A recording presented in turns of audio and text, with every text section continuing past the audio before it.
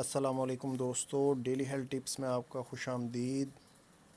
دوستو، یہ نسخہ بہت ہی اچھا مغلظ ہے۔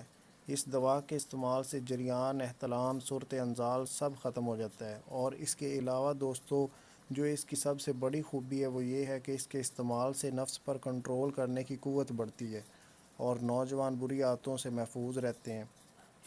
اس سے یہ فائدہ ہوتا ہے کہ منی جسم کو بھرپور غذائیت بخشتی ہے، جس کی وجہ سے جسم تندرست اور طاقتور بن جاتا ہے۔ اس دوا سے اس قدر منی پیدا ہوتی ہے کہ جو خزانہ منی سالوں میں نہیں بھرا وہ 1 ماہ میں فل ہو جاتا ہے۔ یہ نسخہ خاص کر گرم مزاج والوں کے لیے ہے۔ اور اگر آپ یہ سوچیں کہ منی پیدا کرنے کے لیے کوئی دوا وغیرہ نہیں لینی چاہیے، تو بھائیو، یہ دوا نہیں ہے، یہ منی کے جراثیموں کی خوراک ہے اور 100% دیسی نسخہ ہے۔ جیسے آپ لوگ صحت بنانے کے لیے بادام، دودھ، گھی کا استعمال کرتے ہو، سیم اسی طرح منی کا پتلا پن، منی کا رقیق ہونا، کمزور منی، مردہ منی، ان تمام مسئلوں کے لیے آپ اسے استعمال کر سکتے ہو۔ دوستو، اگر اس کے فائدے آپ کو بتانا شروع کر دوں تو قریباً 1 گھنٹے کا یہ چیپٹر ہے۔ تو چلیے بنا وقت ضائع کیے اس ویڈیو کو سٹارٹ کرتے ہیں۔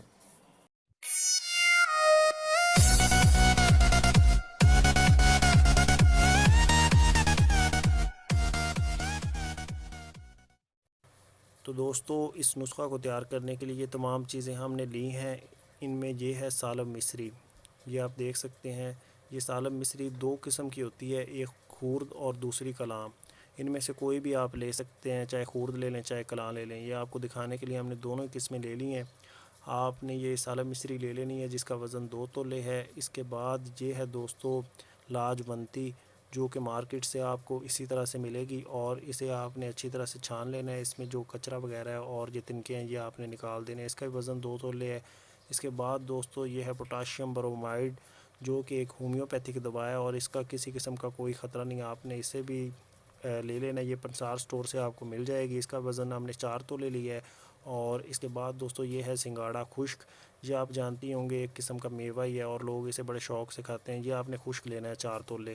اس کے بعد دوستو یہ ہے سالم پنجہ، جسے پنجہ دار بھی بولتے ہیں، اور اس بوٹی کو اس لیے پنجہ دار بولتے ہیں کیونکہ اس کی شکل تھوڑی سی پنجے سے ملتی جلتی ہوتی ہے، اور اسے بھی آپ نے 2 تولے لے لینا ہے۔ اس کے بعد دوستو یہ ہے تباشیر، جسے بانس کا گوند بھی کہتے ہیں اور یہ بانس سے نکالا جاتا ہے۔ یہ بالکل آپ نے سفید قسم کی لے لینی ہے اور یہ سپاری کی طرح ہوگی۔ اس کا وزن آپ نے 2 تولے لینا ہے۔ اس کے بعد دوستو یہ ہے بہمن سفید۔ بہمن 2 قسم کا ہوتا ہے، ایک بہمن سفید اور ایک سرخ۔ آپ نے یہ سفید والا لے لینا ہے اور اس کا وزن ہم نے لیا ہے 4 تولے۔ اس کے بعد دوستو یہ ہے موسلی سفید۔ یہ 2 طرح کی ہوتی ہے، ایک موسلی سفید انڈین اور ایک پاکستانی۔ یہ چھوٹے قد والی جو ہے پاکستانی اور دوسری انڈین ہے۔ آپ نے انڈین موسلی لینی ہے، آپ کو دکھانے کے لیے یہ دوسری ہم لائے ہیں۔ آپ نے یہ انڈین لے لینی ہے جس کا وزن 4 تولے ہے۔ اس کے بعد آپ نے کیا کرنا ہے کہ اس نسخہ کو آپ نے اچھی طرح سے باریک پیس لینا ہے۔ اتنا باریک پاؤڈر آپ نے نہیں کرنا، اور ہاون دستے کے ذریعے آپ نے اسے پاؤڈر بنانا ہے، نہ کہ آپ گرینڈر کا استعمال کریں گے۔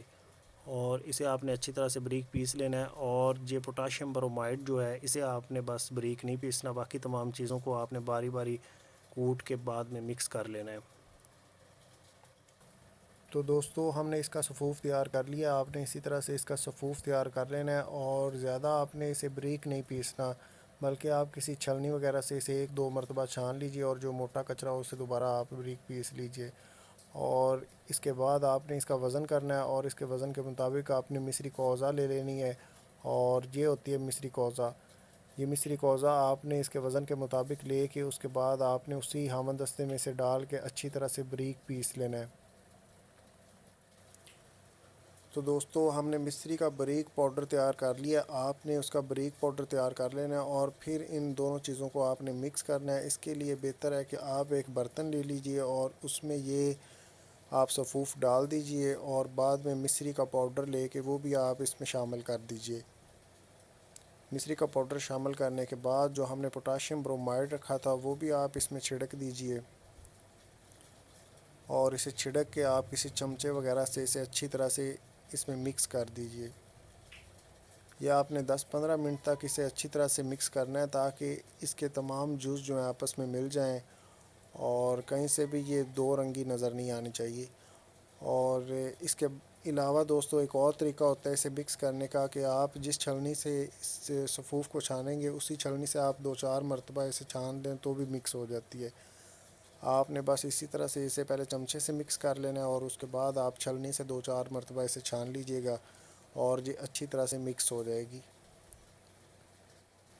تو اسے ہم نے اچھی طرح سے مکس کر لیا ہے۔ اب میں بتاؤں گا اس کی خوراک۔ آپ نے آدھا چمچ اس کی خوراک استعمال کرنی ہے، اتنا ہوتا ہے آدھا چمچ۔ آپ نے اتنی خوراک رات کو سوتے وقت بعد الغذا دودھ کے ساتھ اسے استعمال کرنا ہے، اور اس کے بعد آپ نے کچھ نہیں کھانا پینا، مطلب رات کو سوتے وقت آپ نے اسے استعمال کرنا ہے۔ اور اسے محفوظ رکھنے کے لیے آپ کسی کانچ کا جار یا چینی کا برتن استعمال کر سکتے ہیں۔